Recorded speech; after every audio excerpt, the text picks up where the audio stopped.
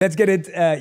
One of the things I want to start off, and this is going to take us anywhere and everywhere, is how does it feel when you're winning and then you discover you got monsters? Because that's kind of the journey you've been on. And I want to go back and forth in this journey, but I want to start there. Like, what does it feel like when you're winning, you're succeeding, but then you all of a sudden go, I've still got monsters in me? You know, when you say and use the word monsters, just for clarity, so people can understand. Of course, we're talking about the different levels to you, right? And within the levels that I've discovered in myself, of myself, you got your good versions and your bad versions. And the bad versions I refer to as monsters, but just because they're bad doesn't mean they don't have good quality. And when you're winning and you're succeeding, there's this idea that everything is right. There's this idea that perfection has now presented itself and life moving forward is going to be just an easy road. And it's not until you're in that position where you expect perfection and you think that you start to see the true problems and flaws really present themselves.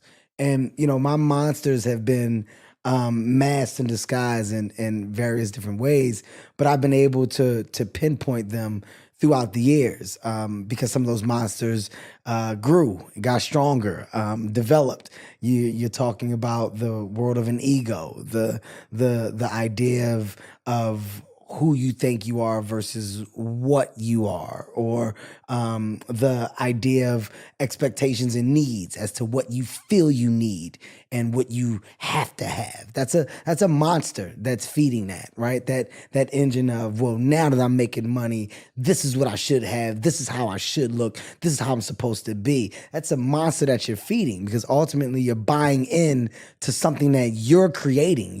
You're enhancing this world of thought. And it's not till you sit down and you take a breather and you start to really figure out the true definition of happiness for you. You start to really understand the adult that you have grown into and the level of maturity that has now, I guess you can say, have been banked inside the human that you are. You're banking so much over the years, and ultimately you're shaping and molding yourself into this grounded, hopefully this grounded individual that you're proud to look at in the mirror at the end of the day.